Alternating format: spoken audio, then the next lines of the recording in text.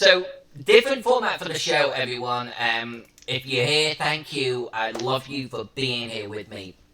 Um, I had almost an epiphany over the Gary Con virtual weekend. I had a lot of fun, but I think all of us are in the same boat where we're like, wow, this virtual stuff actually really kind of works. It's pretty good. It could be a great experience. Um, and I had an impromptu hangout with Anamaya and Cave Geek that's with us today on Thursday, I think it was. And then I had Oh yes, right. you remember that, right? I think we were drinking. Um, and then we did, like had our official seminar on Saturday, and that was a lot of fun. And then had another seminar yesterday with Stephen Chanel's from Troll Lord Games, Trolls, and that was a blast. That was a real blast. So it's like, I thought, you know what? I really love the format of having some people with me, us hanging out. And so this is what I'm going to do. I'm going to try this in the chat for a while. We still get the full Zoom. I'm still going to be drawing. You're still going to get to see what I'm doing. I'm still going to talk about what we're doing. But we'll have people with us. And we'll talk. We'll just talk about stuff. Gaming, not what's going on in the world, because that sucks. Anything but what's going on in the world, okay? But things that are going on in the world from a film point of view, from gaming perspective, PC games, doesn't matter. We're just going to talk stuff while I'm up. That's the plan for tonight. So hopefully everyone has fun with it. Feel free to ask questions, heckle the two guests that we have with us, and say hi to Jack, because he's rarely on camera. It's my second time on camera, indeed. I have to say that right before, like when I was cooking dinner, right before that, and I was watching the John Oliver show that he filmed from home, and I just had, as Alyssa was talking, and I wasn't looking at the screen, I just had this strong feeling like I was on the John Oliver show, because it's the exact same accent. No, actually, what part of the world is he from? Actually, I should be. I didn't know where you were going to go with that, Cave. I was seriously for a second thought that I was on his show. I wonder if he and I are from the same part of the world. I'm pulling him up right now. We'll see. He's from England. Well, that's that. There's so many accents. So now you sound like those guys are like, oh, do you know George in London? I got a lot of that. He's from Birmingham. From Erdington. Okay, yeah, so he and I are not from the same part of the world. Brummies are a completely different part, man. They're their own thing. Although he doesn't sound like a Brummie. I wonder where he actually was brought up. Let's see. Well, let's see what it says on Wikipedia. Let's see. Birmingham. Oh, both his parents were originally from Liverpool. There you go, you see. He does sound more Liverpudlian. I can see that. And Liverpool, Cave Geek, is like 30 minutes north of Chester. I have Liverpool, Liverpudlian, Mancunian, and Welsh. That's... So, with all the photos of Chester that you have, why are you not doing like a Cthulhu campaign in Chester? Why aren't I just running a Cthulhu campaign? I'm not, but I'm going to do a virtual one, so maybe it will be based in Chester. Shut up! Stop asking the difficult questions. You know the place so much, you wouldn't have to do any work. Yeah, but the players don't know it. I'd still have to do work. They don't need to know. Yeah, you'd be able to do a campaign or a side adventure, what have you, back when Chester was actually a Roman, place. A Roman place, Yes. When it became civilized, as you like to say. Alright, yeah, we'll do Diva. Alright, the city of Diva. Yeah, there you go. Is that what it was called back then? Diva, no, yeah, D-E-V-A. Right? Oh, no, that kind of Diva, right.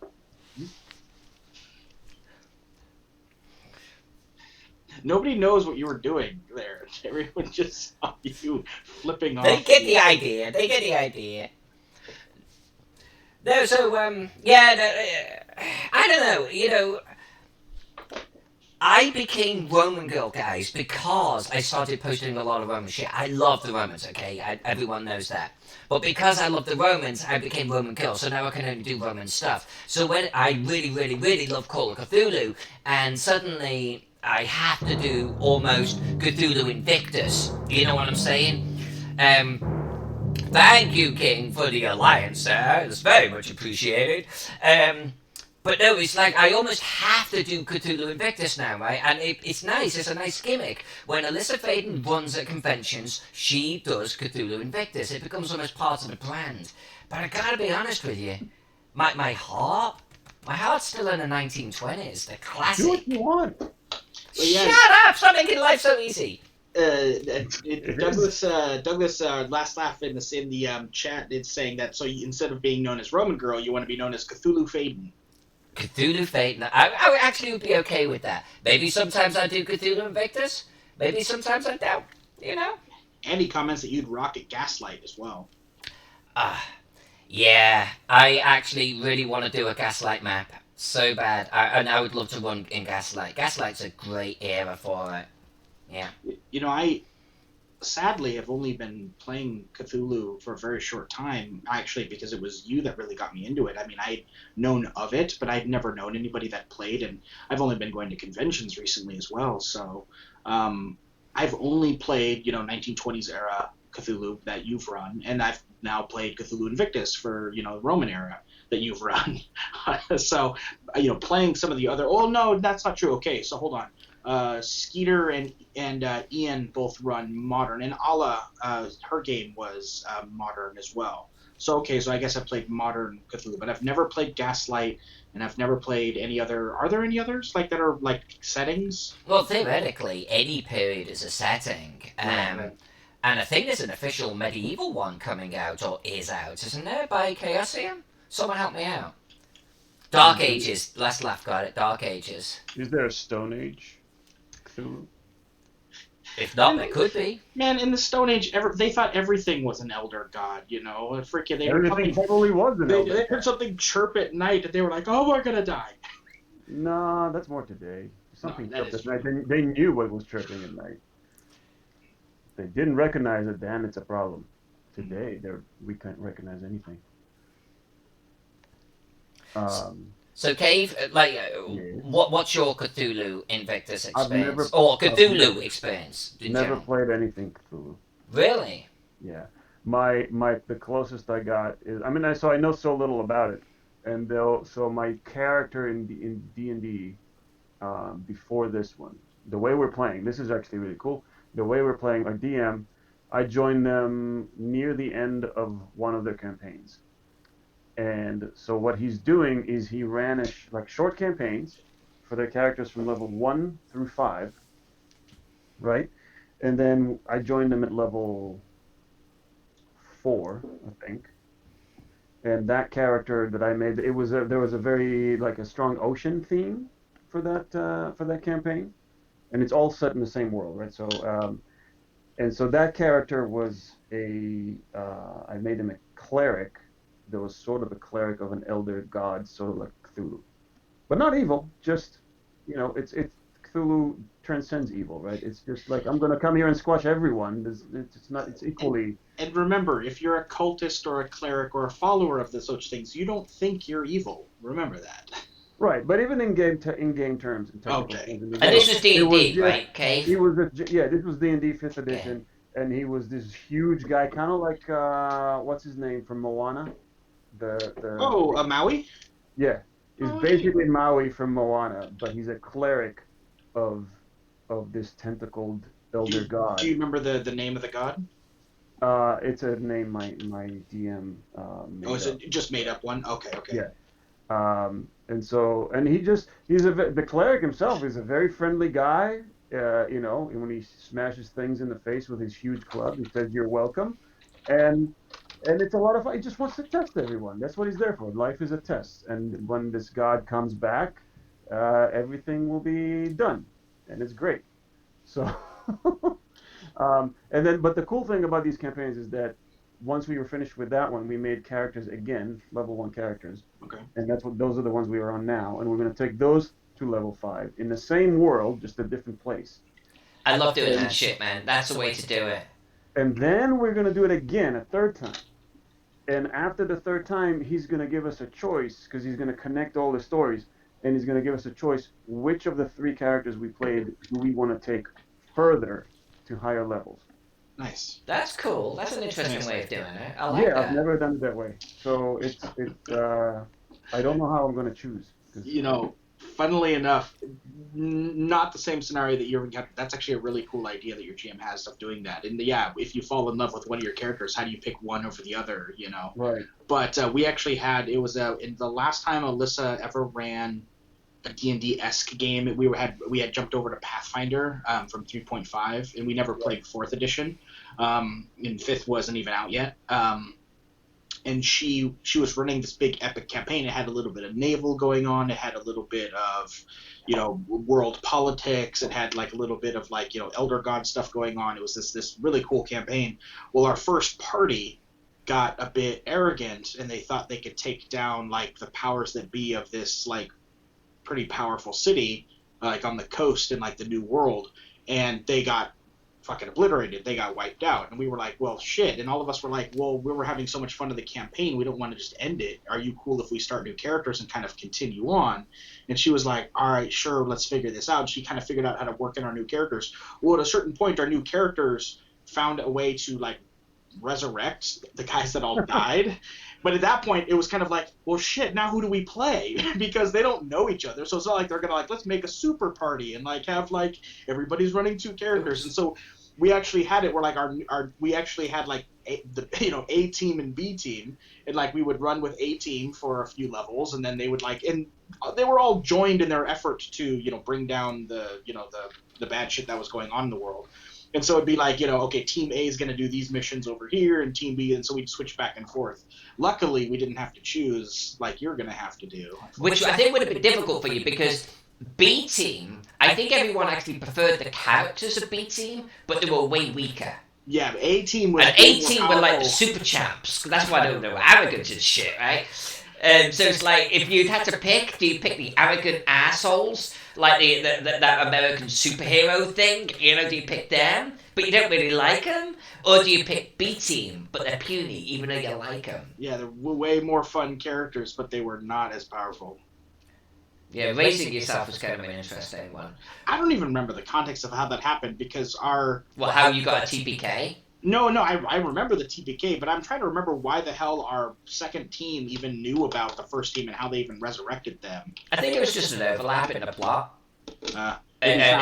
We found out about these guys that were trying to do what basically we were doing. You had to get something from the bad guys, and that's why A-Team thought, well, we'll just take it off them. You know, how difficult can 30 vampires be? Let's just go in there, swords blazing. Well, when they got wiped out, B-Team came in and were like, well, we still need the same book or whatever it was. But we just heard these heroes got wiped out, so maybe let's just sneak in. And I think the second team were way smarter. Well, and that was the thing. We ended up subverting the... we ended up basically creating a whole city uprising. We basically kicked them all out, and...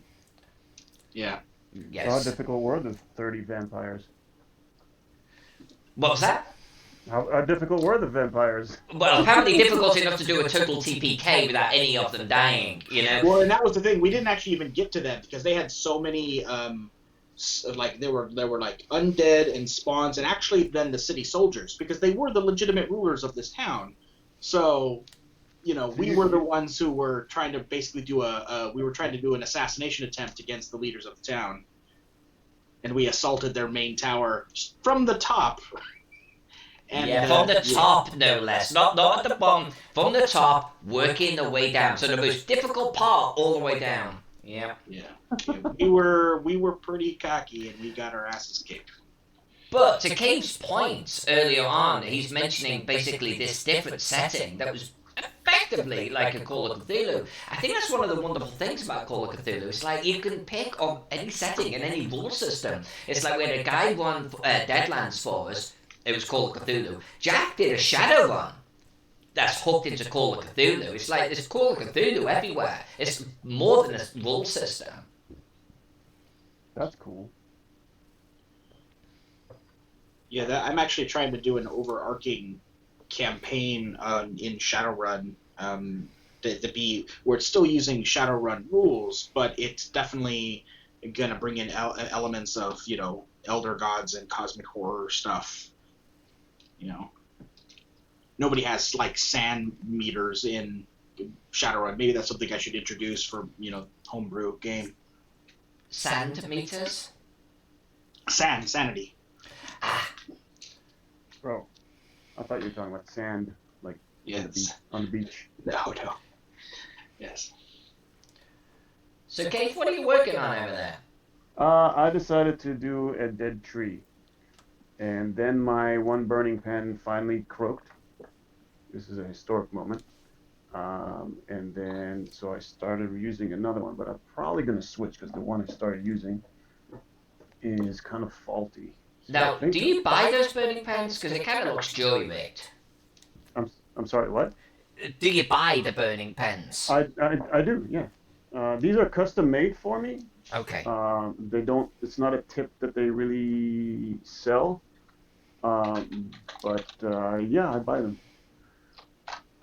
It used to be from a place when I lived in New Jersey, they still exist, but when I lived in New Jersey, it was just like a 20-minute drive. So I bought a couple before I moved, and now one of them is dead. There we go. Is the first time one's died on you like that? No. Oh, okay. Yeah, it's happened before. Because I as I clean them and all that, it wears out the metal, and so. Gotcha. It reminded me like of a soldering iron when I saw it. It's pretty much. Jesus Christ, I cannot draw straight here.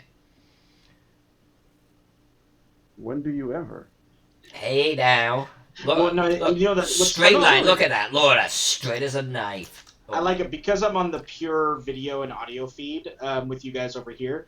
When you said that, I was actually able to look over to the stream and actually see it fuck up, and then you delete it and go, God dang it! So it was kind of cool. I was able to. It's like I'm broadcasting from the future. I'm really hoping I can get most of these blank areas done here tonight. That's my objective. So tomorrow night, maybe we finish this half of the blank area, then we head over to the other side of the city. We're going to do buildings spilling out. And people that are new to the chat that haven't seen this before, if you were on the Gaxmore map yesterday, this is like Gaxmore but on steroids. I've gone way heavier on the details. Is Jack alive? No, I killed Jack because of my lack of drink. I'm sure that you would understand that. Perfectly. So now I gotta reshape this tip and all of that. If anyone, by the way, in the chat has questions about the project that I'm working on here, please feel free. Some of you have been in my chats before. You know this map very well. What is this? Episode 23, so I guess I've been on it for about 46 hours now or so. Closer to 50 now. I think this is going to be a 100-hour map. Thereabouts, once we're done with colouring. It is for Noble Dwarf. NobleDwarf.com. It's called Lightharbor, and it is a sprawling metropolis. So unlike Gaxmore is a big city, but it's not a metropolis. It's not really super packed with buildings. This is the opposite. This is super, super, super packed. And if you saw the Gaxmore stream, you'll know that this is going to be fully coloured, so it's going to pop. And I think it's going to be my best map this year. Not for the clients that have come later in the year, my apologies, but for the most detailed, the most hours, the most colourful, the largest map, this is going to be it. So it's like once a year I do a classic. This is 2020's classic. Miss J, what exactly do you mean? Do you mean you want Alyssa's stream to also show what I'm doing? Or do you want me to stream to my channel at the same time that Alyssa is streaming to her channel and everything is just crossing the streams, man? Hey.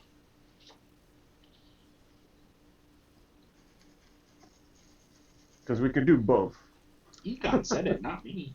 Actually, that could be kind of interesting too, Cave. Like, if we did two big pictures side by side, so people could actually see what both of us are doing. That could be kind of interesting. Well, that would be with multi-stream. We can do that. London 1800, where people put their night soil onto the street. Wait, what? Arc?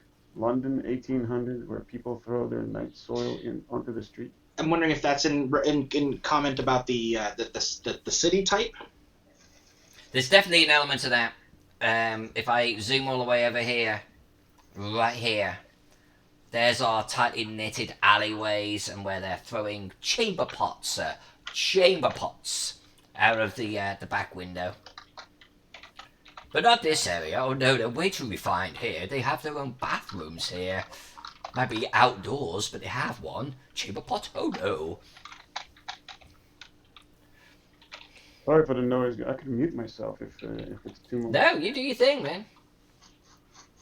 I'm trying to shape this tip, round it off after I chopped it off with the pliers. Stop. Just stop. I'm trying to shape this tip. I'm trying to stop. Just stop. Alyssa, just because your mind is in the gutter all the time doesn't mean the rest of us is. Yeah, you gotta watch that one. Watch what you say around her. Yeah. Everything she says, innuendo, out the door. Innuendo? Mm-hmm. I'm basically a 13-year-old boy trapped in a woman's body. I am so freaking immature at times. But then when guys are in the room, guys are on an 11. Guys could be guys, obviously way better than I can. And oh my god, I have to tap out real fast. It's like, oh no, I can't hang. No, Miss J, it's totally possible. I just wanted to know exactly what you meant. Do you want to just watch one stream with what I'm doing right now on Alyssa's stream, or do you want to watch both streams at the same time in one window, which is also possible to do? Well, Miss J knows about multi-stream. She's the one that actually mentioned it, maybe in yesterday's stream. But Miss J knows about multi-stream. So theoretically, if you were doing your stuff and I was doing my stuff, I think she knows that can be done. Because all I need to do is just turn on my camera and all that and share my screen, and then Alyssa could capture it and all that. It can be done.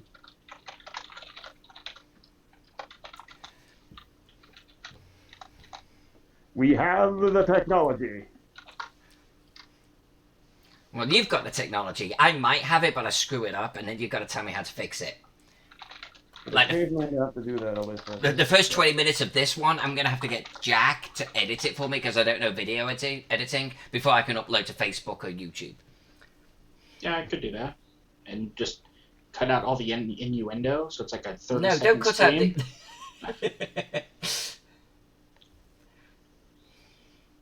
You know how to watch two streams at the same time? All right.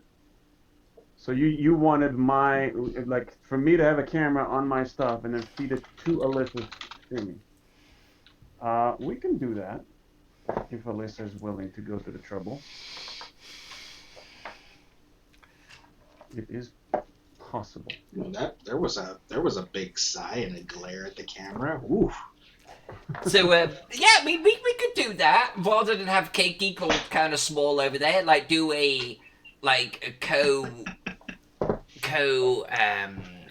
artist co-cartographer type of deal, and like have both of us take up half the screen. We could do that. That could be kind of fun. No. Here, Alyssa, it'll be super easy. Just hold on. We're gonna do this live right now. Yeah, just give me a second. Give me a second. I'm gonna turn on. Yeah, Octopus. The multi-stream. I was actually on that one point over Gary Con. That was the first time I'd ever heard about it, and I was watching two games at the same time, and it was kind of neat. It's a little bit. I used to have a boss down in Louisiana, and he had, I swear, no exaggeration, like 12 TVs in his living room. He had two big TVs, one stacked above another. Then he had a whole bunch of smaller TVs, like an upside down U, going, like N shape, I suppose, going all the way. And he would have them all on all of the time, and he was just watching them constantly. And he could follow it too. It was nuts. Multi-stream reminded me of that a little bit because I was struggling a little bit to keep up. Conversation last year, everyone was tossing around the idea of Twitch consortium of mappers, and now you're making it a reality. Well, reality, nightmare, same thing. You don't want to get too many of you guys in the same room together. Yeah, you saw what happened. Just the three of us. You know what? I know you poke fun at that, and everybody was having fun at the limitations of the Roll20 Right. mapping capabilities, MS Paint. But it was a hell of a lot of fun. With you guys doing it, and you guys did for the limited tools that you had. You guys actually did a decent job. You know what is the easiest thing to do is to do multi-stream. For me I'll just go live and we'll do multi-stream, Right. and that's the easiest thing to do because then people can just go to that link. When you do multi-stream, you do have to pick which chat you're going to be in. But Alyssa doesn't need to go anywhere. I don't need to go anywhere. You guys are the ones going someplace and choosing which chat you want to chat in, and that's fine. But they could theoretically do multi-stream today, right? Like if you were streaming right now, they could do multi-stream. That's what I'm saying. Right. Yeah, we can do that right now. It's super easy. Just let me window captures. Octopus says, love the mapping style. It's almost CAD-like, but the hand-drawn line makes it less synthetic. Thank you. This is actually what I endeavour to try and do. There are plenty of great cartographers out there. There really are. And some of them do city maps that look really, really good, but they look synthetic. That's the word. I've actually been struggling to find that word for a while. And they're almost too precise. I prefer a more organic feel. Now, sometimes, granted, my lines get really wonky and I have to delete the sucker, but if it's too precise, it feels almost too modern, you know? So I like a little bit of that hand-drawn feel. It nets out with things just feeling... I think, honestly, because you're drawing them by hand and the lines are not perfectly straight, that's what makes your maps so much better. Yeah. Add a level. There's a level of imperfection there that gives the eye something to look at. When it's all perfectly straight lines, it looks like a machine made it, which unless you used a ruler, a machine still made it. No, but I know what you're saying. There was a map I was looking at the other day, not by me, and it was a very, very nice city map. It really was. But it almost looked like it had been built in Illustrator or something. You know, everything was perfect. No little jiggle here and there. It was just perfect. And it looked like a CAD program. And I honestly thought it had less soul because of it. It's those little imperfections that make it look hand-drawn. And if you're seeing hand-drawn, you're seeing an artist behind it. And I think that is the difference. I've learned to embrace that. Geek. I've got to be honest with you. I like sometimes these lines are straight. Well, I want them to be. They're part of a modern dark facility. But then when I start getting into the details around it, no, those are the imperfections right there. And holistically, the whole thing is hand drawn. All right, I just went live on my stream. Now I'm gonna go to multi-stream. So give me a second, guys. And we're gonna do Alyssa Burden and Cave Geek. Now what I'm going to do is I'm actually going to stream in a picture Cave Geek multi-streaming. No. Don't do that. The internet shuts off. Now how do I share this as a link? I'm just sitting here with a dumb look on my face, my glass halfway to my mouth, because I'm just like, what just happened? Trusty, you've got your Cartographer's Guild, right? Cartographer's Guild. All right, we're going to test this out, and I'm going to post this in the stream, in your stream, and I'm going to post this in my chat as well. Jen King is going to film what you're doing in her phone, and then spam images of that into the streams. And then stream herself doing it, right? Is anyone else noticing drop frames? It might have been temporary from stuff, but I don't. There should. I'm gonna blame Cave. It's always Cave. Drop frames, Cave. So is it working? Can you guys go to that link? And it worked, and you see both streams on the same thing. All you need to do then is just choose which stream's audio you want. You mute one and not the other. Oh yeah, okay. I was just checking it myself just to see. Yeah, and you can choose different layouts, so you could actually have both streams and both chats as well. On the top left, there's different layouts. How many streams can you do? I think as many as you want. Really? I don't know. That's There's probably a limit, but you can do 3, 4, 5. that's Probably kind easy. of trippy, man. That's trippy. Yeah, because on yours, yeah, there we are in your lower corner. That's cool though, man. Huh. Why mine is being weird though? So hold on, we're gonna fix that. Well, Oh, yeah. it's being weird because I have that on. Oh, never mind. Oh, wait a minute. I think I So broke I can something have on my computer. I can turn music on mine, and it'll only be audible on my stream. I don't like this Cool. song. Yeah, and I'm actually seeing the stream chat in there as well because I'm on Alyssa's right there, and then and then there's the option to switch over to case. Right. That's actually kind of a cool program. I don't. How do you say that? Carica charisma. Carico clue. Kara, it's You can just say Kara. Kara. His name is Chris, and his last name starts with Kara, like that. Okay, So it's really just parts of I'm his gonna do name. Carico. Just call him Kara. Cara. But All right. crew works.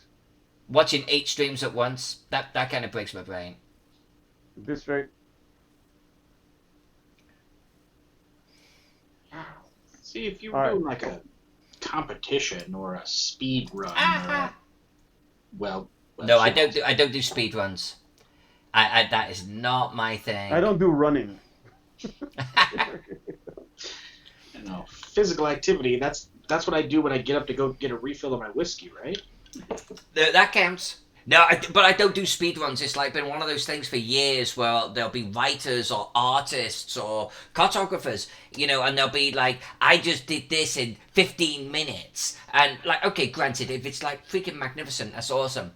But like, I've released 500 PDFs this year is not a advertisement of quality to me. It's an advertisement of you just churning shit out, and anyone can do that. So I don't know. I am what I am, but I'm 80-hour map girl, 100-hour map girl. Cave, I know you're can be easily 300 hours. I don't do speed shit. That's an unusual thing, but usually my average is 100 hours on the full skin maps. They're about 100 hours. Probably more these days, actually, because since I started adding more and more to the latest maps, so they'd probably be around 120, 150. And since you're using physical materials too, if you ever try to do it like a speed run, you might fuck up and totally waste something. Yeah, exactly. And like you can't that's not something that you can just do. No. For me, the hours I put in on a map, that's kind of like a badge that I wear on it. Like not everything can be a 300-hour map like Teagle Manor, but I don't know. I don't know whether I would ever be the girl that is like, and I did 16 maps this month, because I'm pretty sure if I did 16 maps this month, they'd all be shit. And that's not something I want to advertise, Just not me. Unless I did 16 hours and each one took 100. You get? What's that? What's that? So 16 maps, and what do you get? Another day over. How many hours are in a month, right? If we did a standard working week of 40 hours, it was sort of like 160 hours if it was full I said time. I would sit with you guys in on the stream. I didn't know I was gonna have to do arithmetic. What the hell are we doing? What? So 160 hours full time, I could maybe get 2 city maps done in a month. Down. Hey, Hurricane, let's go. So this is where, if I'm talking to somebody who's on my stream but not on Alyssa's stream, this is where it gets confusing, because Alyssa will be like, "What? Who?" But yeah, that's the. I just assumed they're all here for you, Geek. Don't worry about it. Nah, they're. But the fact that even multi-camming, multi-streaming is even an option. So, both of you have gone live. Everybody's getting the alerts that you guys are all up and running. That's kind of cool, though. It is. Yeah. It's probably worth actually letting people know about it too. So it's like you don't have to pick one channel or the other. You can watch both. And then just bop between them, talking. I don't know if that's what, like, Jennifer does that. Glazar. Because she's, like, in both of our streams sometimes, Geek, at the same time, She's talking in your stream and she's talking in mine. Yeah, I don't know how she does it. She'll show up sooner or later. Last Laugh is saying, Jack, you need double pay. Yeah. No. That's actually No, that's a as good close point. to it as you get. No, that's good. That's good. Double Are we showing nothing. up in There you both go. chat rooms? Arithmetic No. time. So what happens is how do you say your name? Because I'm just gonna say Vajayjay if you don't tell me. You can't do that. I thought it was Vajrayana. Vajrayana, yeah. Vajrayana? Okay. Jackie's good Right. with names. But that might not be it. He's my little poster. She might be sitting there. Jack is right. Vajrayana. I was gonna say she might be sitting there going like, "God damn it!" No, but hey, cool. All right. Vajrayana does not know me, and I make new names for everybody. So I already have a DJ for JJ. So Is that DJ Jaina? yep.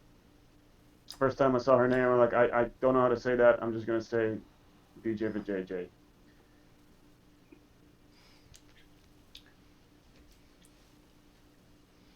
So answer her question. Wait, what was? Oh no, you're not showing up in both chat rooms. You're showing up on Alyssa's chat room if that's where you're chatting. You're showing up on my chat if that's where you're chatting. He's talking. There's no joint. Talking to There's no somebody over joint there. chat. That's the only. I mean, I get multi-stream. It makes total sense. But that was the only thing that I found on the hosted environment. Like you've got, I'm hosting this over here, but the chats are still separate. Right. I think that's just a limitation of Twitch. You could probably create a third-party thing where the chat would be converged together somehow, but people would have to log into that third-party thing. They would have to, there wouldn't be any cheering, any subbing, any of that. So. And that kind of. You could be in both places at the same time. There's nothing wrong with that. Like with multi-stream, you literally just click on which chat you want to type into, but your messages have to be typed in both places if you want both streams to have them. But it's okay. I'm looking at both chats. Doesn't bother me. So, question for you then, Cave, because I only did multi-streaming a little bit over the weekend. Which audio do you hear? Do you have to have like the primary one going? Well, I think you're confusing multi-stream, the service, with the website multi-stream. I'm not confusing shit. So what are you talking about? The service, the website? Yeah, like when you go into that link that Miss J posted. Right, what audio are you actually hearing? You've got two things side by side, let's say. You can have two of them, or ideally you just mute one or the other, and that's it, because that's all you need, right? So you pick the one. In this case, you pick my channel's audio because it has cool music going on. It's copyrighted music, mister. It is. I didn't do music this time because I thought you two cool kids were going to be filling the void with your voices and your dulcet tones and interesting chat. That's why. That's why I'm not leaning on the crutch of music, my friend. If people were coming to see me with interesting in mind, they came to the wrong place. Alyssa, what's your favorite? Give me one of your favorite D&D stories, or not D&D, just tabletop role-playing stories as a DM or as a. No, I will narrow it down for you. As a player. As a player. Yes. As a player. Just a scenario that happened, even with you always got a cool story. Give me something. I don't know, easier for me as a DM because I am a DM at heart and I've probably got more hours DMing in by far than I do as a player. So it actually ends up being a more of a difficult question. Like a cool moment as a player. But okay. So not that long ago, I'm playing, I think it was a 3.5 edition Thief. And it was the only character in my entire life that I actually, because I'm not a min-maxer, this is the only time that I actually mapped out her path of progression. Because 3.5 was very much, if you don't have this feat when you get to 5th, then you can't pick this. And if you don't have this, by the time you get to 9th, you won't be able to unlock this. It was very like PC games in a way, It's like, and if you didn't pick it, now you got to wait until your 9th. But then you can unlock it. So you almost had to pick this optimal path of progression. So I sat down with her and I mapped her out to 11th level. And she's a thief. But she was badass. Like, she had 2 kukris and she could critical like no one's business. She was optimized. She was so good. And I actually rolled half decent with her too. And so I think one of her shining moments, A, she's one of my favourite characters, just because she had a lot of personality behind her. But it was Jack was running, and I get myself into a situation where I'm actually cavorting with the bad guy, because he's kind of hot. Uh-huh. And there was much cavorting among there was much cavorting, but that's not the bit. But there is a national or a town fair, and at this fair they're doing an arena, and they're doing combat, not to the death, but they're doing combat of champions. And I enter because the guy I want to kill is in this arena, and so I can kill him officially this way. And it ended up being like, and we're good characters, But first combat, like literally first combat, she's so badass, she's so optimized, she's got acid kukris and shit. It's like, the guy comes up to me, he's just an innocent, he's just a schmuck. Shakuba! He's dead. He's just dead. He's obliterated within 1 round. And the whole crowd is like, oh! And it's like Gladiator. Are you not entertained? It was one of those moments. Like, I started fast. And the whole party is like, we know you're bonking the bad guy. Could you at least try to be good? Could you at least try to keep someone alive? And like the next character comes out, and it's like this Thri-Kreen, and I'm like, alright guys, alright, I'm gonna go easy. First round, then you know, I did a critical. And it's like, shit, I just did a critical. And it's like, you computed all of the damage up, and it's like, I did 136 points of damage? Thri-Kreen. Oh, no, it was a random chart, behead. I beheaded. We were using the critical hit cards, and oh man, I love that stuff. She critted him and drew the card of decapitation, and he had to. The save was the damage she did, and since she got him flat-footed, it was technically considered a sneak attack. So the amount of damage she did, there was no possible way he was ever going to save against it, and his head went flying. That's a lot of flat-footed. Thri-Kreen have multiple feet. Yeah, exactly. So so he got demolished, and then the whole party's standing there in the bleachers going, we said, could you try to be nice? And then I think the next fight was actually the bad guy himself that I've got the hots for. Him, I was actually so nervous about fighting him. I was shaking in real life. I was so freaking nervous because this was going to be do or die, because he was just as badass as me. And I was like, my adrenaline was going, but I got the jump on him, and I got him down, and then I spared him with a kiss to his lips. Oh. And the whole party is like, really? You kill an innocent, you kill 2 innocents, and you let the bad guy go. I see how it is. So yeah, it was kind of a hot moment, and kind of like a bad moment all at the same time. Yeah, I had actually, for the campaign, I custom built the enemy party. It was the bad guy party. Right. To literally be all of them were going to be the antithesis of the heroes. Little did I know that the antithesis of her was going to suddenly be the guy that she had the hots for. I was like, opposites attract. Yeah, exactly. Well, that was the thing. It was like they were similar just enough and different just enough that she was like, hey, how you doing? And it's like, oh, okay. And you know what? I'm actually going to link to the chat. This was many years ago when this happened. I'm going to link in the chat art I had commissioned for this character that she had the hots for. And you'll see why I had the hots for him. And not only that, I'm actually going to link something that I've never shown Alyssa. And an octopus, yeah, I think you could choose disable knockout, but I wasn't for some reason. I don't know if it was not available, I just wasn't aware of it. So I just went all out. This is art that I paid for and commissioned, and also linked in the chat. I'm going to link something that I've never shown Alyssa ever, but I also had another piece of art. This guy was Damien. Jack paid for this artwork to be done. You've never shown this to Alyssa? No, him I have. Why? The second link I never have showed her. Why? You see, Jen? You see? I took him down and I mounted him and I kissed him on those lips of his. Wow. The second link I am sharing is one I've never showed her. But why? Because it was of her character. Yes, that doesn't answer the question. Shit, you've never shown me this. Why have you never shown me this?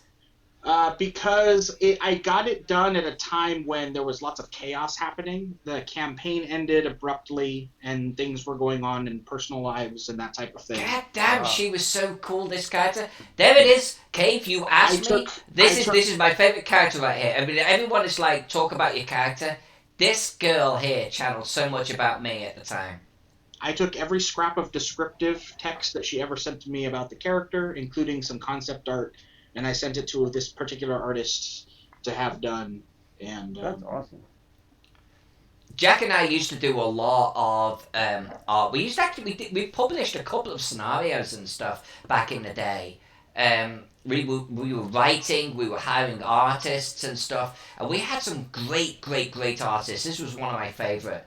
This is a fantastic piece. I hope she fits your approval. I can't believe you never showed me this. This is just stunning. Including the mask that she had custom built for her nighttime expeditions. Yeah, that's just incredible.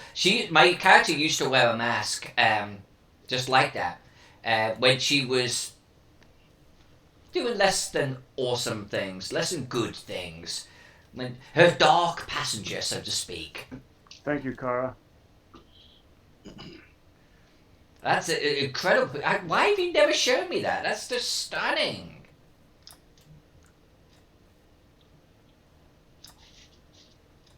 I don't know. It always just seemed like the situation never came up. And this seemed like, since you were talking about Damien, and though your favorite moments with Skyla, I figured this would be the best time to share the artwork I had commissioned for them. Yeah, but my favorite moments were with her. Maybe you could even tell everyone about that campaign, actually, how it ended. Because maybe we could even learn something from it. So what Jack is alluding to is Jack ran this great game. But the players, while we got along, like in real life, as characters we didn't. And it started to actually sow almost this cancerous seed into the game that just got worse and worse and worse, you know?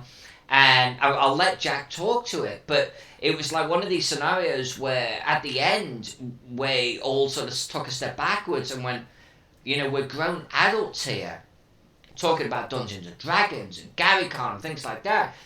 We're grown adults. It's okay to go, hold on a minute. If your character does that, my character's going to be pissed. It's okay to talk about these things, not let them fester. And Jack's game, unfortunately, became the petri dish of festering. We learned a lot from it, but it killed Jack's game. Yeah, and it was a couple of different things that happened. It wasn't. We had another campaign where one of the players was having their personal feelings affect what their character did. And suddenly their character started acting quite irrationally because the person in reality was having issues, and suddenly their character, who was the chillest character ever, started being super douchey, and it was like, wait, what the hell is happening now? Your character used to be the benevolent character of light and good, and now you're being a super dick. What's happening? Because, you in reality is being a dick, and you can't leave your ego at the door, or you can't leave your ego at the door, and whatever. For my campaign, it was one of those things where, yes, there was a lack of communication. That was probably the biggest thing. It was probably the fact that characters would think or do certain things that the player thought was a good idea or thought was going to be the best solution without actually discussing it with the rest of the party. You know, two party members would go off, on one, they would go charging off into a dungeon, leaving the two squishy casting characters back on the front doorstep going, if we follow you guys, we're gonna die. And they would just run off willy-nilly off into the dungeon and leave the vulnerable folk behind. You know, it was the rogue is going through a dungeon that is notorious. It's basically the equivalent. It was my equivalent of the Tomb of Horrors. So this place is going to kill you if you sneeze in the wrong direction. and the rogue is going ahead to try to make sure that this particular room that they're going in is not trapped, and two of the players come barging in with both sound and light sources, and the room that they're in has traps that are both sound and light-based activation. And the rogue that's halfway through the room is like, I am literally about to die because all these traps around me are going to activate because these two... And it was one of those things where the players themselves were like, we want to be part of the action, we want to be part of this, when now in hindsight we learned as players to go, okay, if the GM notices that the players are going to do something outright stupid, there are certain GMs that let the players do whatever the hell they want. They say, you know what, the players say they're going to do this, I don't care, I'm going to let this adventure fall apart. But for certain GMs where they have this vision of an entire story, that arcs across however many months, in real time, sometimes you have to take a pause and a step back and go, okay, I'm down with you doing this, but just so you're aware, you yourself in real life might not know this, but your character in the game is aware. Oh, the rogue just went off into the fucking Tube of Horrors, where there are sound and light-based traps that can literally annihilate someone in a 30th of a second. Are you sure you want to just come stomping in there with a torch and potentially kill your teammate and yourself? And so, yeah, we had, in that particular situation, luckily the rogue made it out. Sadly, the cleric did not. The scarabs consumed her completely. And when the wizard decided to teleport everyone far away to a safe coastal city, the monk who had made a deal with a death cult... yeah, you can see how this game is going, right, Kate? The pact that he made with the death cult caused him to die because he could not uphold his end of the bargain. The death cult. They were a cult of jackal-headed, like, Anubis worshippers, and they were like, we will bring your companions back to life, but you've got to make sure you do this one task for us. And when they said, peace, we're going to the coastal city, this Anubis worshipping cult was like, well, you didn't uphold your end of the bargain, the scales are not balanced, we will take your life and soul as your payment for the balance. And he basically would have... We never got to it because the campaign ended and we all kind of grumbled and went our own way. But on a pier, he would have crumbled into dust. There you go. The thing we learned about it, though, is like, because I was that rogue in the room, and so I'm sneaking ahead, I'm getting 18s, 19s, and 20s, I'm doing really great, I'm doing what rogues need to do. And as a rogue, it's like, when you're really on fire doing your thing, then you're going to be happy about it. And then to have a party come up behind you and go, you doing okay over there? With a fucking lantern or whatever it was, that pissed me off. I will admit it to this day. It pissed me off so badly. But I didn't say anything about it. I internalized it, and I got angry at the players themselves, And what I should have done, I should have gone, hold on, time out. Are you sure you want to do this? Because you're kind of fucking me up right now. That's what I should have done. And we learned that, unfortunately, on the back of Jack's game. Like, we all had this really massive growing moment. Yeah, we just had, like 2 years ago or so, I was playing D&D back in New Jersey. And this is with a group who had mostly not played anything before. Except for, they played with me for a very short campaign. And then one of the players said, can I be the DM? I said, sure, because DMing stresses me. So, hey, Jen, how's it going? And so one of the characters was actually, one of the players, he was actually my landlord and a very good friend of mine. And he has really never played anything. He joined us for that. And he decided to play a rogue. And it was amazing to see a 50-year-old man playing for the first time exactly the same as all of us played when we were 12 for the first time. Oh, I'm a thief? I'm going to steal anything under the sun. Oh, no. That's the trope, right? That's the trope. It was just... So we're playing Curse of Strahd. Oh And- no! right? Oh no! And I'm not the DM, so I was playing one of my favorite characters I ever played. He's a pyromancer sorcerer named El Fuego, and Oh. Of course he is. he's like a matador.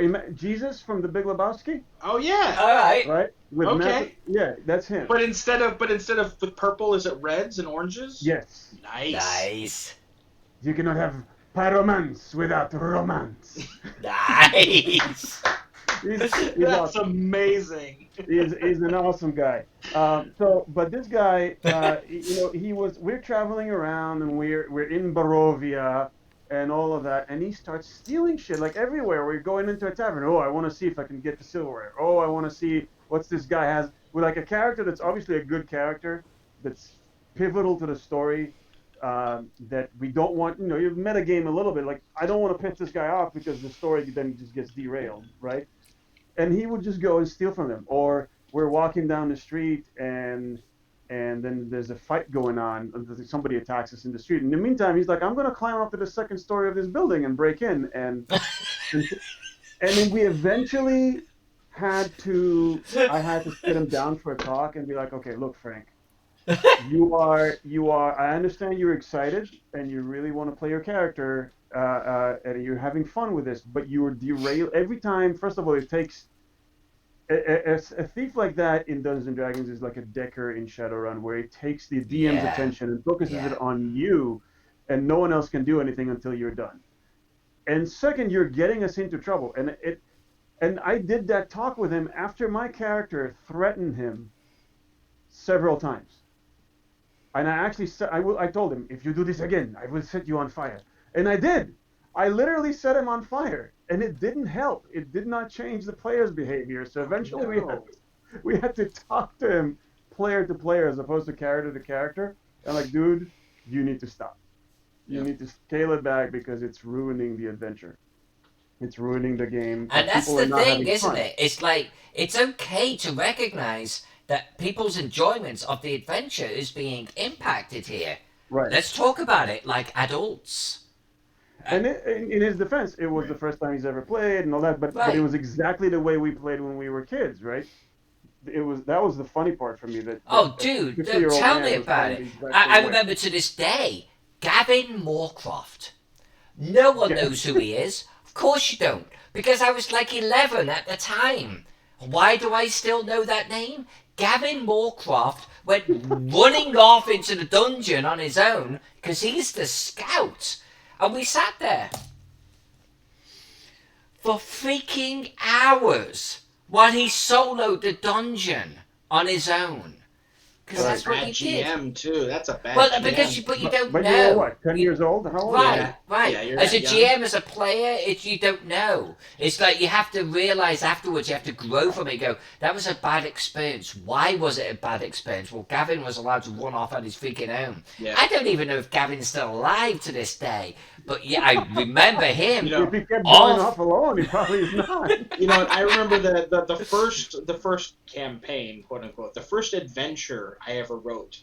I was probably about 10 or 11, probably the same age as you guys were. I wrote it for my older brother because we were the only two people who knew played D&D other than our dad who taught us. And I was writing like cutscenes where I would be describing like what was happening. And he straight up was like, well, I wouldn't do that. No, I walk away. I stab him in the face. And I was like, but I wrote that you don't stab. I wrote that you let him talk. And he's like, no, I don't let this guy talk. I stab him in the face. And I was so flabbergasted because I was like, but I wrote that you did a thing. And he's like, no. And it was one of those where it was if the players are not mature, the GMs are not mature, you can quickly get derailed. You can have a guy soloing an entire dungeon, and the rest of the players are going, well, what the hell are we supposed to do now? I ended up leaving a group because there was one guy. Initially, he was a DM. I joined them it was a 4th edition D&D game, and he was the DM, and he was a very adversarial DM. Right? It's like him against the players, which is fine. It's a style of game. If you enjoy it, that's fine. And it sort of worked because it was the 5 of us against him, and that that dynamic works. But then when that campaign ended, he wanted to play for a while and not be the DM, so somebody else took up the mantle of being a DM, and he became a player. And except his attitude didn't change. And as a player, now it doesn't work because now it's all of us against you in a way. Right. Except the other players sort of knew him. They understood his attitude, and I should say they were used to it. He was basically a D&D bully where it was either his way or the highway. Right. Right. So, and as a DM, I guess that's fine because we get to butt our heads against that, and the dice and whatever mean, do we get our way or not?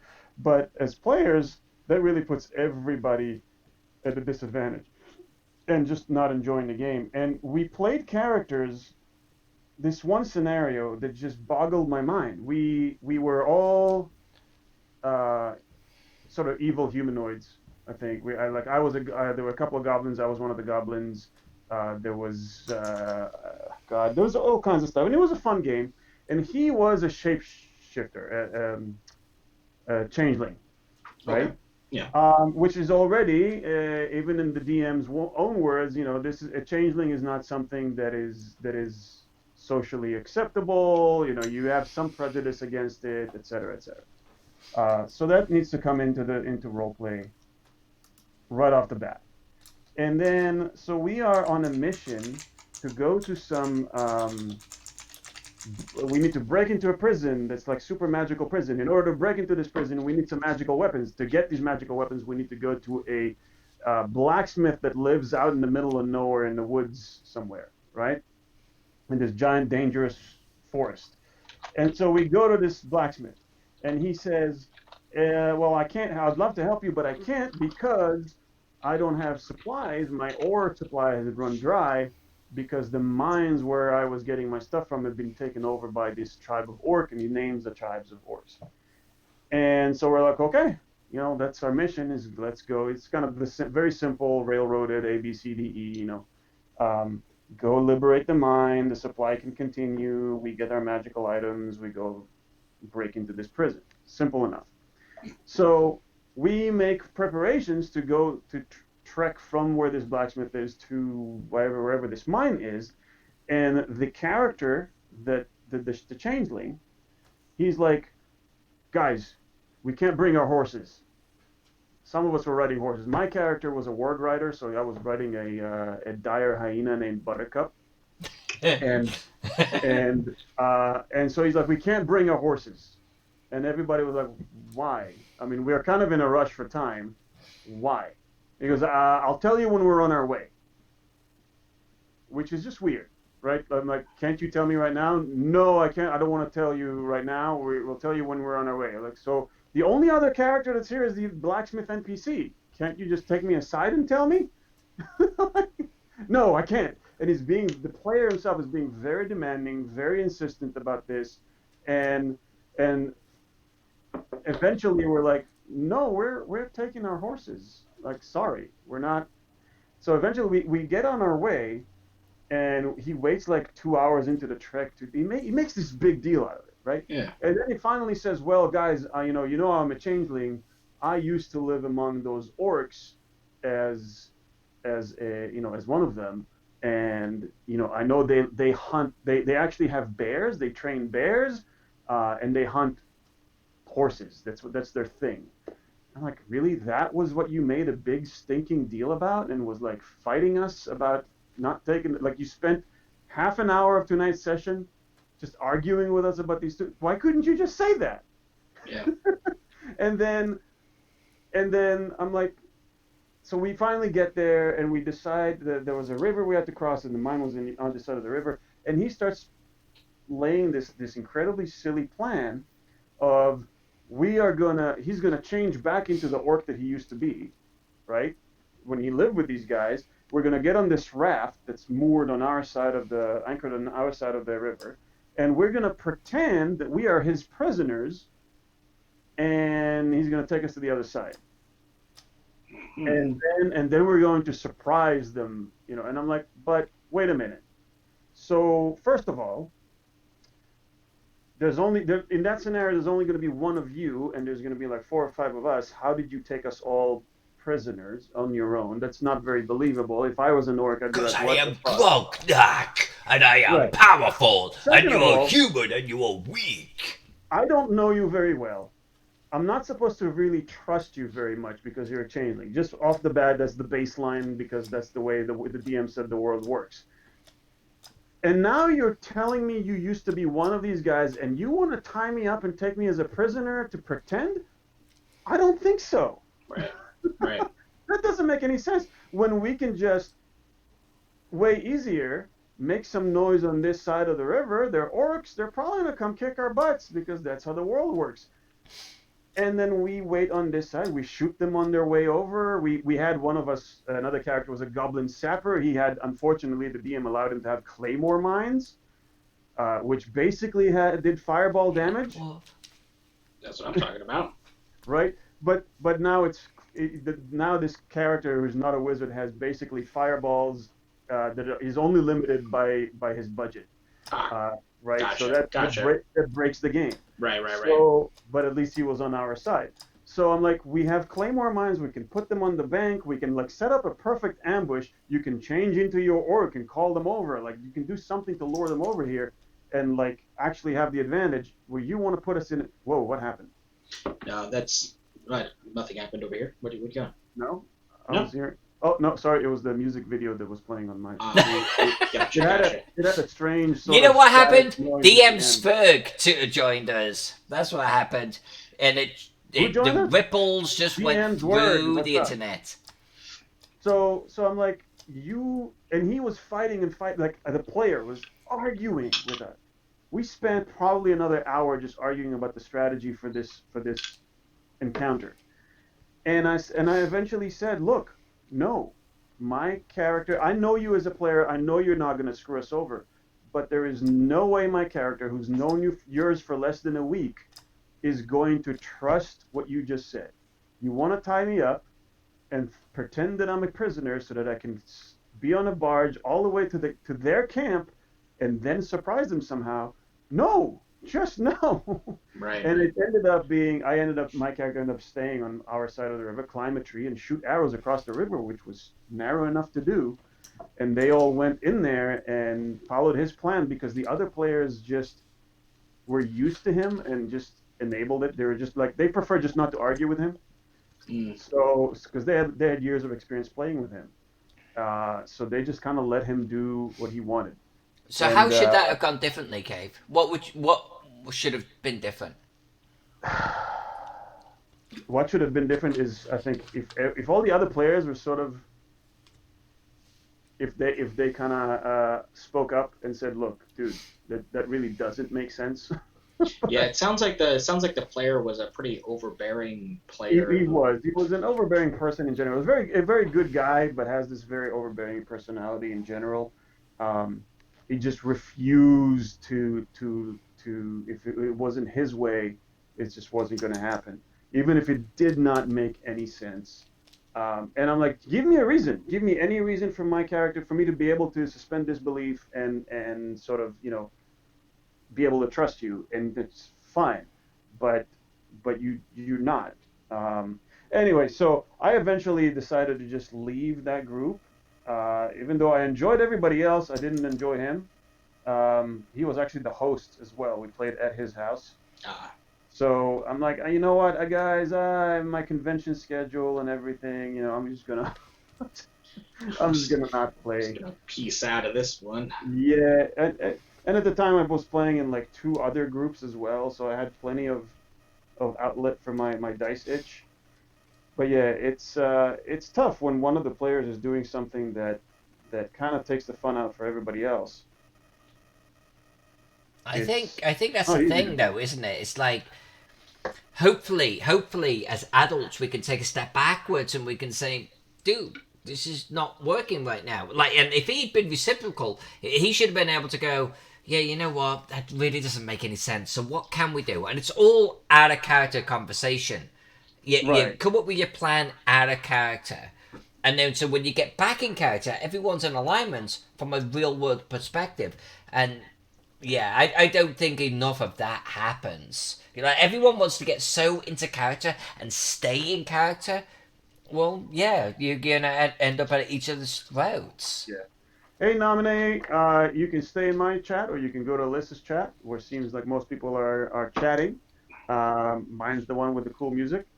And I am actually live on Alyssa's channel as well. And there's Alyssa and Jack. Matrix Vingian, how's it going? There's a saying I use at the table, off the record. Yeah. Yeah. Yeah, we do out of character, OOC. Yeah, and it's okay. It's okay to have OOC moments. Why can't I draw straight? It's really okay to do that. As a GM or player, just go, time out, guys, OOC. As a GM, I've warned people sometimes, like, do you want to do that? Like, are you sure? Right. And I'll give them, and I think players that know me know that if I've warned them once, that's something to pay attention to. If I've warned them twice and they're still ignoring me, like it's at their peril. Shit is gonna hit the fan. So how do you do those warnings, Cave? Like, what do you say? Well, I don't know. No, but give me an example, kind of a because I'm wondering if you are literally doing almost the OOC type of situation. If you lean across the table and go, "Are you sure you want to do that?" I would usually try to do it in character, like I did when I was just the player, not even the DM. With El Fuego, when I was trying to warn that thief, you get us in trouble one more time, I'm gonna set you on fire. And it didn't take, even when I set him on fire. So after that, I actually had to sit him down and say, "Hey, listen, this is not fun." Do you do the same as a player? That I did that as a player. Oh, sorry, as a GM, would you do the same as a GM? Yeah, I'm trying to think if I ever had a case that bad. I don't think I ever did as a DM, so I didn't have to. But I would, if it came down to that. I wouldn't do it necessarily as a whole group, If with the whole group there, I might take that player aside and be like, hey, or talk to them after the session and just try to get their attention to the fact that what they're doing isn't necessarily cool with everybody, and maybe there's a better way of doing things. I think one of the important things is to actually give them an alternative. Right. Because the player who played a thief, he had no other way of playing. He never knew how to. He never played anything else. So I don't remember what I said, but I remember just trying to kind of suggest different ways he could play his character. I certainly looked at his character stats and I'm like, look at your intelligence, look at your wisdom. You're not stupid. You're average. Even a character that's slightly below average wouldn't be doing these things because it doesn't make sense, right? You're getting us into trouble. You're gonna get us killed. You're not that stupid. And I think when he looked at that, he's like, you know what? You're right. I'm not playing my character the way it should be. I'm playing it the way I want it to be. But the stats on this character, Corona. He's not stupid.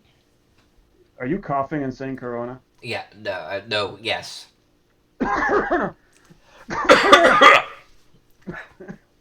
Which is going to be awfully ironic if in a week or so I'm actually streaming while ill. I don't think you'd be able to breathe, so you'll be all right. You won't have to stream. I'm still going to stream. I have had to politely ask people to leave my table, GM. It is always stressful. Wow. Yeah, I've never had to do that.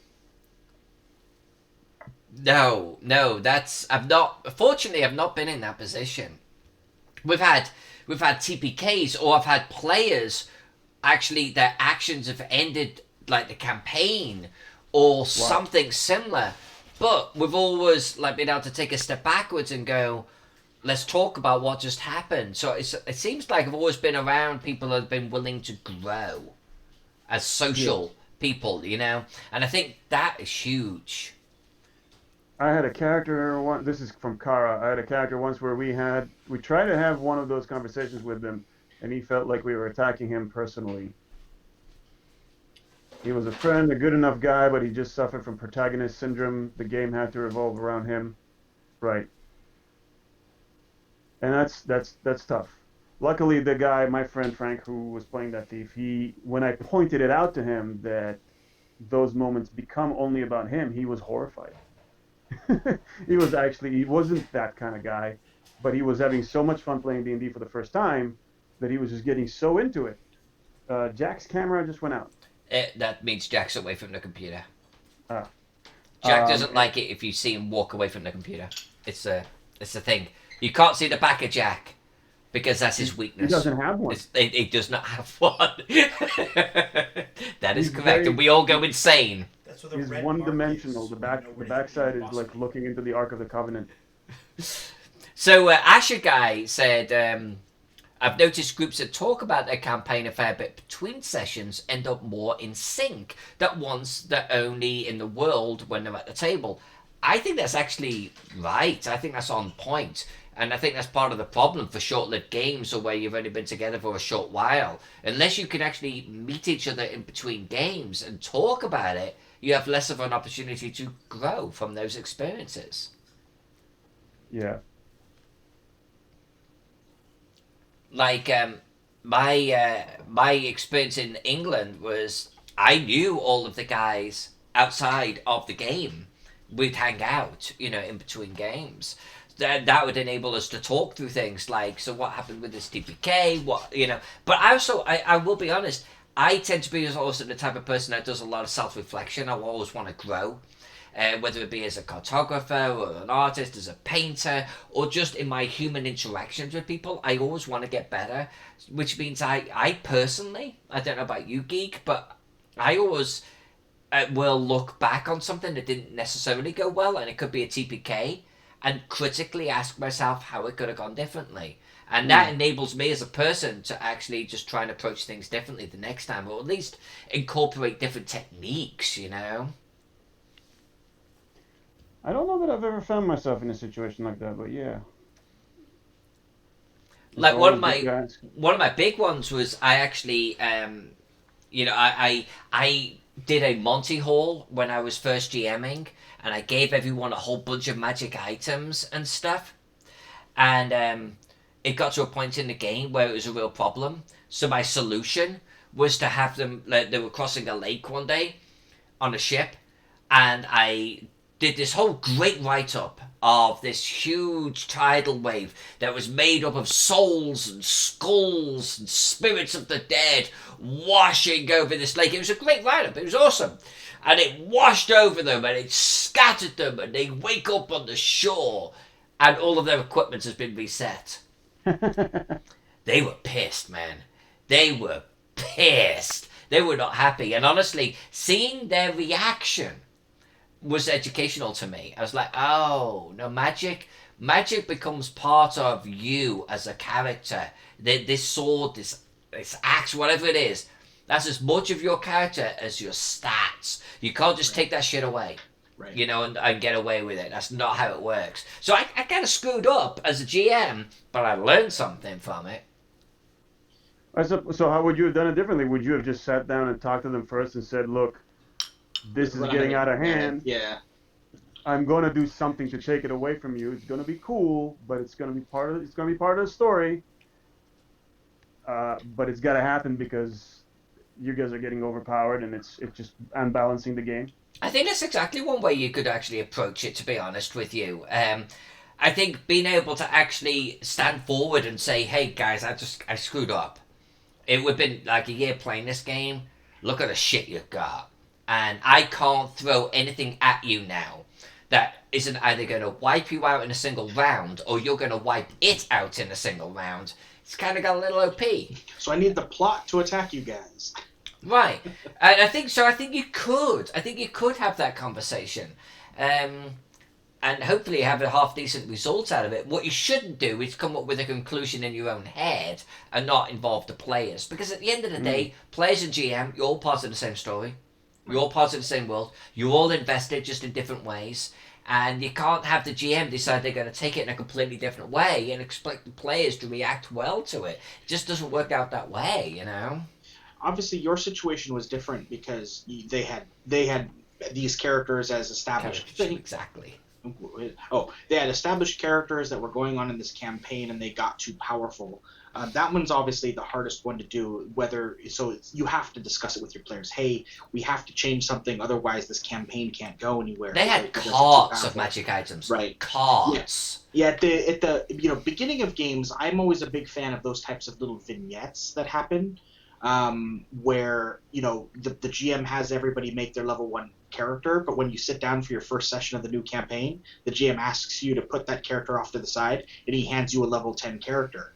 And you're like, what the hell is this? And you do like almost an intro, and then those level 10 characters get wiped out by whatever big bad is happening. And then it's like, okay, now pick up your level 1 characters you created, and now let's start our story. But yes, if you are the party is so powerful, they have carts and boats and ships and shit of magic items, and you as the GM are going, I just gotta wipe these guys out. I mean, that's I mean, how do you do that unless you have a conversation or something? Well, and to be fair, it wasn't about wiping them out. It was about, I need to strip them of their +5 vorpal 5-bladed sword and their flaming axe of god slaying, and I gave them too much, but it was also too much of it. So it's like, my +5 vorpal sword of 5 blades.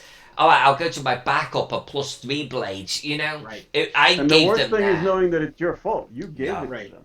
It's funny. You created a monster. It's funny. We actually had a player that was with us that he wasn't a rules lawyer or like. Alyssa, don't forget to save.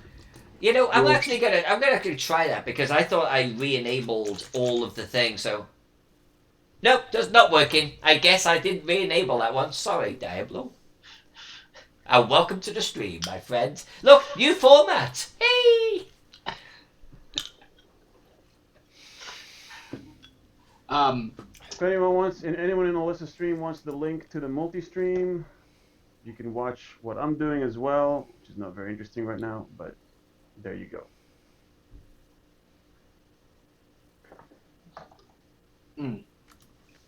On the subject of taking things away from players legitimately or that type of thing, I do understand, at least from the player's perspective, where you don't want to feel cheated. This thing that you found or this thing that you've gamed for, that type of, like, whether it be part of the adventure, part of the story, and then if the GM turns around and says, no, you can't have that, it from a player's perspective, I can definitely at least see where they're coming from. And that's why those healthy conversations post-game or pre-game, it doesn't even have to be in front of everybody, because I know a lot of times, players and people have, what on earth is happening?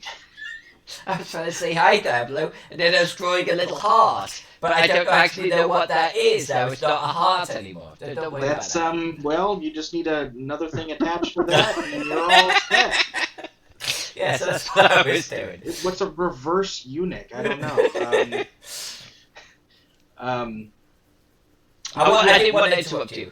No, that's the thing. I mean, it's we had a player that was with us that he wasn't a rules rules Nazi or rules lawyer per se, but he was very he wanted the game to be played unless the GM pulled like the GM card, like, no, I'm doing this because this, and then he'd be like, okay, if you're doing that for story purposes, that's fine, and then he was a guy that he would protest it if he felt like you were trying to cheat him. But if you ever pulled him off to the side and you said, hey, dude, this is why it is. I think it's not just on the GM necessarily communication-wise. It definitely, I think, has to also do with the maturity of the players that you're playing with, or the mindset. Like that guy that you were playing with, KB, it sounded like he definitely had some control issues himself, and he was needing to be always the alpha of the group. And it sounded like the rest of the players on their own side, they themselves, the fact that they allowed it to go on for so long, they also were part of the problem, not just him, which is unfortunate. Right. I think it was because they had been playing together for a long time, and he was always the host, and he was 99% of the time he was also the DM. And that dynamic is less noticeable when it's the DM, because then it works. Right. With a player like that, then it throws a wrench in the whole system. Right. Yeah, actually, Gary was saying that pitching those power adjustments as a tragic arc goes over better. Yeah, I had a narrative payoff. Yeah.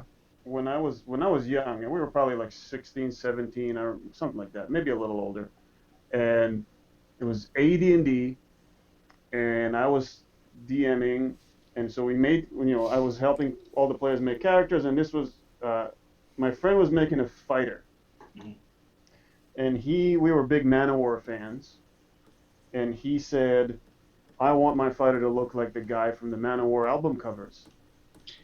And I'm like, okay, well, if you roll, yeah, your laugh means you know what I'm talking about.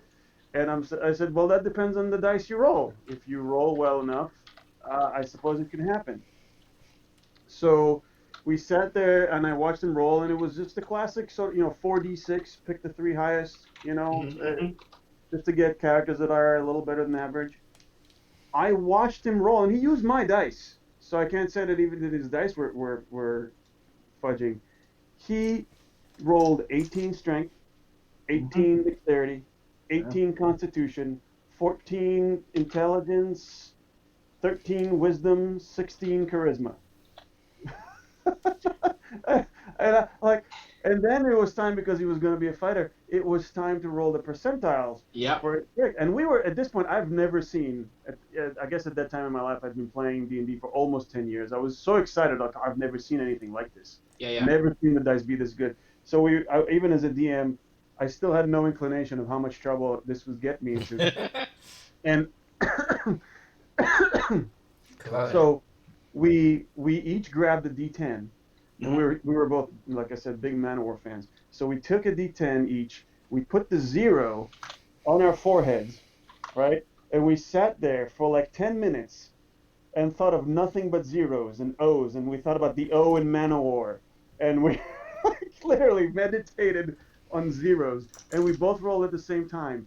And they came up 0-0. Really? I swear to God. And wow. We screamed in like the gods of Dungeons and Dragons. I think we're actually laughing because they knew that this was a bad thing. This was like asking a genie for a wish, right? Right. So, then I'm like, you know what? You roll the character that literally can be the guy from the Manowar album covers. He's this huge 7.5 foot tall, immensely buff guy. Like that just doesn't happen, but you rolled it. It right. That's what he looked like. Right. And he is Arnold as Conan. Yeah. Bigger. I know, right? You know, yeah. with actual charisma and wisdom, and he's fast, and he's like, he can do anything. And he unbalanced the campaign so much. He was also one of the players that he didn't. Realism wasn't his thing, so he wants to carry 5 long swords and a 2-handed sword and 100 arrows and a longbow and 3 throwing axes and a battle axe and 5 daggers and And I was like, oh, my stream just went down for a second. You got a little computerized in your. You got a little wonky, yeah. And I'm the kind of guy. I'm like, have you walked with a bow in the woods? Because it ain't easy. Right. It's just a bow. Totally right. And you can't carry 82 arrows. I've got news for you. Yeah.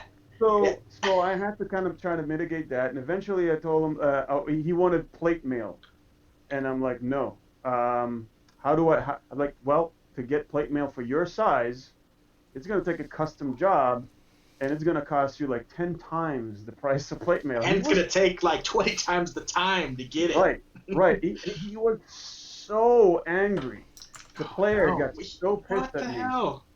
That's funny. For that stuff.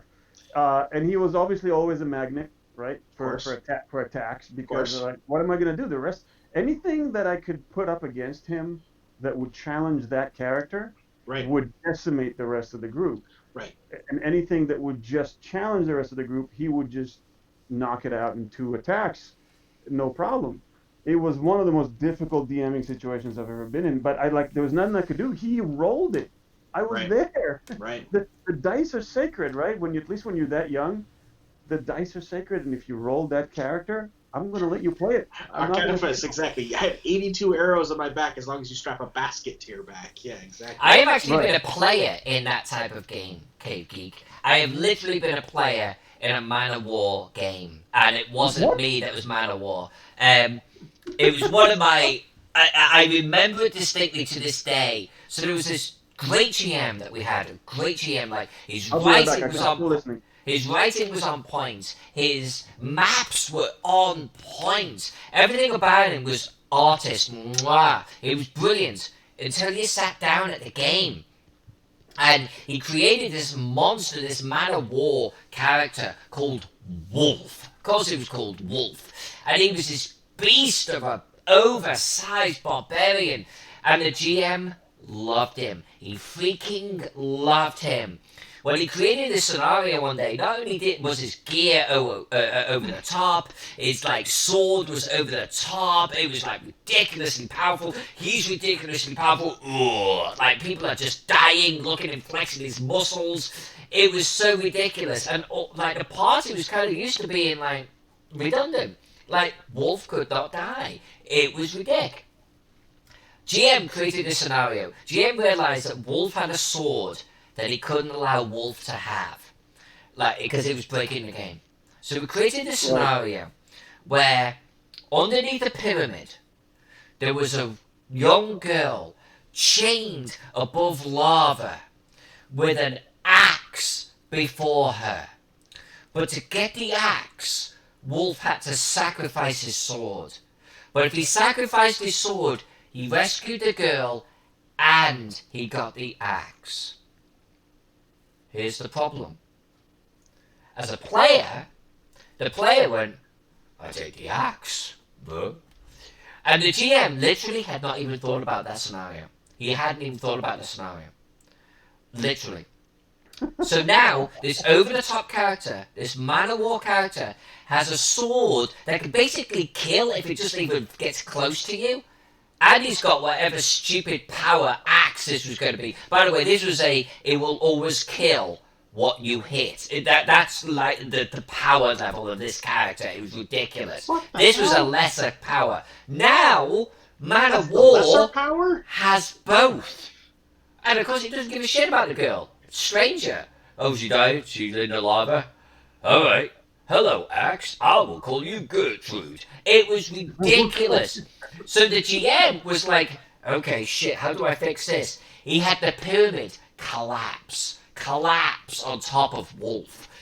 And it was this brilliant cinematic piece of this pyramid coming down on him. And this is how much we hated Wolf. All of the other players were outside having a party. Like, Wolf is dead! Wolf is dead! Wolf is dead! We were ecstatic that this guy was dead. And then for some reason, the GM bottled out, as we would say in England, and we're sitting around a campfire. We're roasting whatever we're roasting. We're eating food, we're drinking, and we're so happy that this over-the-top character is dead. The GM had just fixed the game. And then the pyramid moves. And Wolf steps out. And I always remember to this day going, really? Really? You just fixed it? Now we have Wolf on steroids. Come back. And he came back and he still had his stuff too. He still had his stuff. Oh God! More of it. It was so ridiculous. It was so over the top. Yeah. Yeah.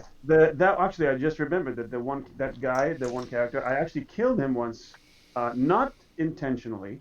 I knew one of the characters was going to die in this particular encounter. There was an orc shaman that was going to do Cull lightning, which was going to do way more damage than any of them could take. So, but I already planned on resurrecting it. Right, whichever character dies. And so I said, I'm just going to roll dice. I'm going to let the dice decide which character dies because I don't care, and they're coming back. So my dice hated him, that character, so they targeted him, and he got roasted. But I used that death and resurrection, that when he was resurrected, he was weaker. I don't exactly remember what I did with the stats and all that, but he came back not quite at the level he was of power. So that helped. And it was sort of built into the story, so it wasn't particularly. It's not like I was just being mean. He thought I was by targeting him with the lightning, but I'm like, look, dude, the dice. It was I rolled. I swear. It was just coincidence. It really, it's funny you talking about, your GM, the friend who's, trying to create a situation to make that player get less powerful, him throwing the girl and the axe, the guy just going, well, I don't care about the girl, I'm just going to go for the axe. It almost is like a failure on the GM's perspective, like, you don't know your friend that well. Right.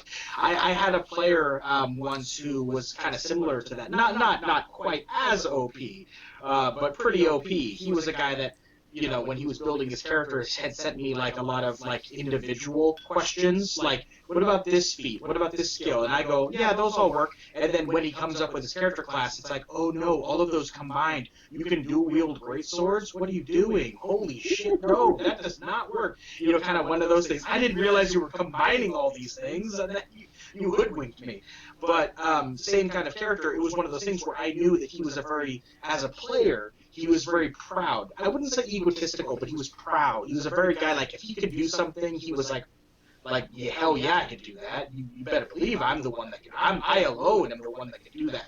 And so it was one of those things where his character was a redeemed, like, bad guy, and it was when the avatar of the god he used to worship showed up, and it was like, wait a minute, you're telling me that the priest down there has a staff of the Archmage, and I'm detecting that it has full charges? I'm the only one that can get down there and shatter it and sunder it, causing that fucking explosion that'll wipe out everybody in like a 30-foot radius, including this avatar of a dark god. And his ego was like, hell yeah, I'm the one that can do this. And I was like, oh, thank God, the OP character is going to sacrifice himself because he knows he's the only one badass to do it, because I was able to read the character. If I did that, he'd be like, man, fuck that, let's kill him and take that staff of the Archmage. I'd be like, damn it, you don't need that staff. But, it's one of those things where, you never know. You never know with the players. You gotta gauge their the personality as a player. You gotta gauge their character, and if they're gonna play, are they gonna play to themselves, or are they gonna play to the personality of the character? And if they're okay, so here's a question. So if they're not playing to the character, what do you do? Do you just take them? You just stop the game and you go, your alignment is chaotic good. What you just said you wanted to do is chaotic evil. Nowadays, we do. In the past, we would have been like, well, whatever they say goes. But nowadays, we would have been like, whoa. Out of character, OOC.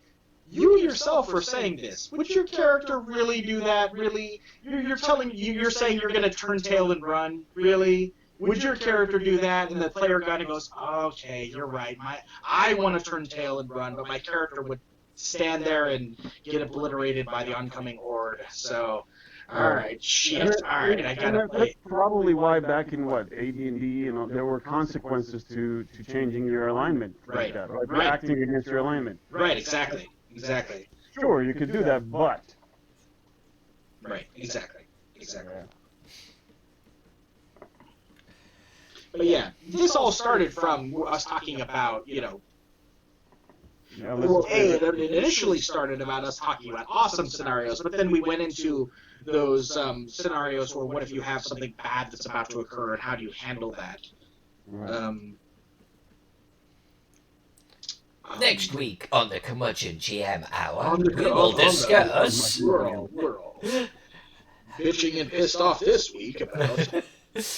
Alright, so this is actually a good point, I think. This would be normally about the point where I'd stop the stream. We've gone about an hour and a half, because A, eat, B, games, C, because I want to. What the hell? Don't question me on my own stream, Cave. What the I'm hell? streaming too. I'm questioning you on my stream. That's clever. That's clever. No, that's valid. To do a quick recap, we're drawing the city of Lightharbor for nobledwarf.com. We've literally finished the eastern side over here, which is the heavy industrial side. We have mining operations here. We have the workers' sheds right here going into an industrial area, which I'm quite happy with. This works out really well. Well, where do they ship? In each other's yards. I thought you said the workers' shit. Yeah, the work is shit. They're plebs, so of course they're shit. Oh, okay. Up into the industrial area here, one of our major intersections of major roads, quite the meeting of gates right there. We're done with that side. We've got our farmland, we've got our mills, farmland and graveyard up here. So we're gonna be back tomorrow night. We have Lloyd Metcalf with us, an awesome autumn artist and a great human being. One of the powers behind Gary Con. Not sure who's going to be sidekick. We'll see. And we're gonna jump in. I think here on the north side, we're gonna draw mountains or hills. We're gonna do some forestry, maybe some farms, and we're just gonna spill over now. We are, I think, maybe. I'm not going anywhere. I know you're not going anywhere. You never go anywhere. You literally stream 24/7. But we are going to try and finish the entire outside of the western side, let's say by the end of next week. Alright, so about 4 or 5, so double that, 8 sessions from now. We are going to finish that. So maybe week 1 of April, we're going to be done. So while Cave Geek pointed out, while I am finishing for the night, hit and save, folks, Cave Geek's sticking around. You should head over to his channel if you're not in there already. We should almost raid him. I think we should raid him. Yeah. Oh, it'll be such a surprise. I am not Don't let ready. anybody know. Is Lightharbor on stay-at-home order, or what's the situation in Lightharbor? What here? No one gives a shit because of elves. Yeah, down in the southwest district, they're the ones that they're openly walking around. And however, the town guards have started beating into unconsciousness members that they see out at night that are disobeying the stay-at-home order. Yeah, that when you got wizards and shit, they vaporize you if you don't stay at home. Yeah, it gets bad real fast. Now I want to play in a post-apocalyptic game when it's just happening, you know? Yeah. It's not post-apocalyptic, apocalyptic game. Apocalyptic. Where it's just going on now, and everybody's got to stay indoors. Well, let's continue that conversation over on your channel. I'm going to end the stream right here. Everyone, thanks for joining. You guys rock. Let's go over to Cave's place and let's just wreck it, all right? Cave's cave? I'm gonna... Yeah, Cave's cave. I'm gonna do something in the corner of the cave. Alright, I'll see everyone over at Cave's place. Thanks, everyone. See you tomorrow. Have a good night.